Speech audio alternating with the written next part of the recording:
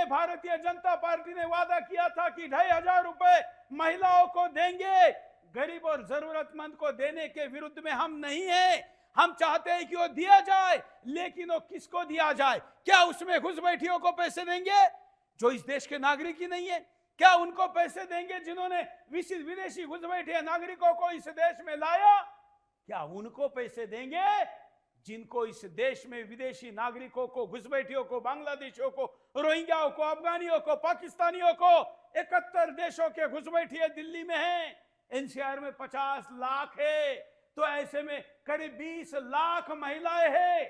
तो क्या 20 लाख महिलाओं को दिल्ली सरकार घुसपैठियों के परिवारों को पैसा देगी?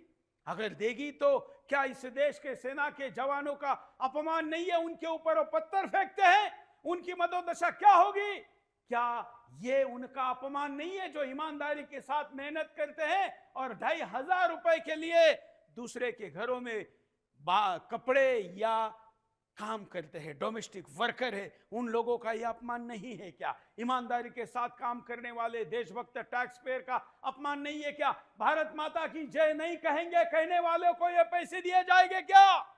गद्दार ओवैसी कहता है कि गर्दन पे सुरी रखो, फिर भी भारत माता की जय नहीं बोलूंगा। ओवैसी के पिल्लों को ये पैसे दिए जाएंगे?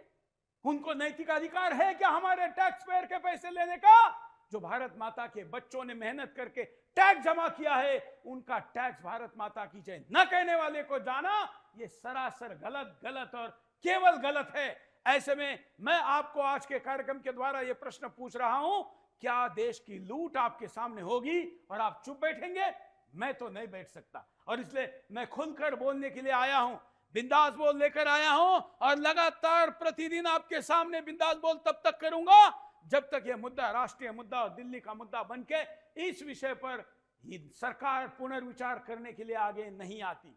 महिला दिवस के नाम पर फॉर्म भरवा कर अगर पैसे बांटने की शुरुआत हो रही है, तो उसी महिला दिवस पर महिला रक्षक और इस राज्य की और देश की महिलाएं आगे आकर कहेगी सारी महिलाएं एक नहीं है।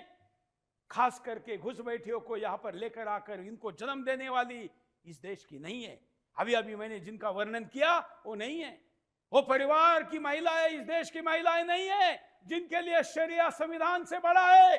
और इसलिए दिल्ली में 2500 रुपए जो दिए जाएंगे वो किसको दिए जाए, ये निर्णय होना, उसकी सूची बनना, उसका नैतिक, कानूनी, सामाजिक, संवैधानिक सारे प्रकार की चर्चा होना नितांत आवश्यक है। और वो तय करने के लिए बिंदास बोल की विशेष सीरीज चल रही है। आप हमसे सहमत है नहीं है, आपकी प्रतिक्रिया आप आपको व्हाट्सएप कर सकते हैं। इन नंबरों पर आने वाले आपके वीडियो को हम स्क्रीन पर भी दिखाएंगे, सोशल मीडिया पर टैग भी करेंगे।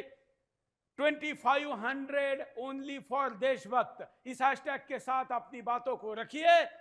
विस्तार से मुद्दा देखते हैं।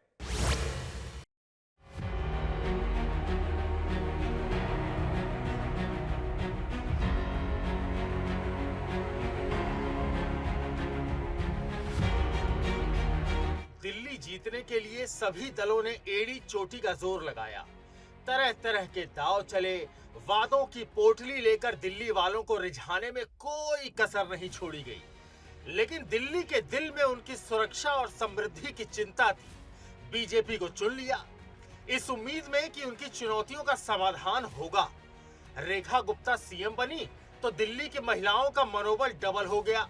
बीजेपी के घोषणा पत्र के वादों को निभाने का वक्त आ गया है। वादे के मुताबिक दिल्ली सरकार महिलाओं को 2500 की आर्थिक सहायता देने जा रही है। 8 मार्च को महिला दिवस के शुभ अवसर पर लाभार्थी महिलाओं का रजिस्ट्रेशन भी शुरू हो रहा है। लेकिन सुदर्शन न्यूज की चिंता कुछ अलग है। सवाल यह है कि यह पैसा सही हाथों में जाएगा या नहीं। इस योजना में कहीं घुसपैठियों, बहुविवाहियों और देश विरोधी तत्वों को फायदा तो नहीं मिलने वाला है।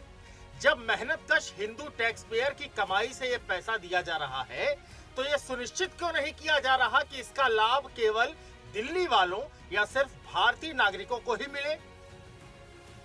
आज दिल्ली में लाखों बांग्लादेशी और रोहिंग्या घुसपैठिए सरकारी योजनाओं का फायदा उठा रहे हैं। वो नकली Aadhaar card, ration card, voter ID बनवाकर खुद को भारतीय साबित कर रहे हैं। इन लोगों को इस योजना का लाभ मिलने से असली जरूरतमंद भारतीय महिलाएं पीछे छूट जाएंगी। और इस योजना का उद्देश्य कहीं भटक न जाए। ये आशंका भी है कि बहुपत्नी प्रथा और जनसंख्या जिहाद के कारण एक व्यक्ति कई पत्नियों और 10-15 बच्चों के साथ इस योजना को कहीं हाईजैक भी कर सकता है। ये योजना क्या बहुविवाह और अनियंत्रित जनसंख्या वृद्धि को प्रोत्साहित नहीं कर रही?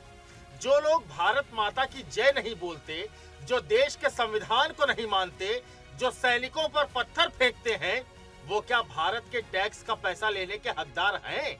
हमारी चिंता बस यही है कि देश के खून पसीने की कमाई गद्दारों की जेब में न चली जाए।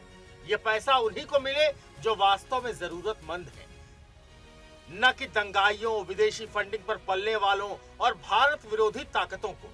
अब सवाल यह है कि सरकार इस योजना में घुसपैठियों और कट्टरपंथियों को शामिल कर रही है या रोकने के लिए कोई ठोस नियम बना रही है। इस मुद्दे पर जवाबदेही जरूरी है। हम इसीलिए सरकार और सिस्टम से ये पूछ रहे हैं कि 2500 की योजना दिल्ली की महिलाओं के लिए है या घुसपैठियों के लिए। आज इसी मुद्दे पर हम समाज के हर वर्ग से इस पर खुलकर बिंदास बोल करने जा रहे हैं।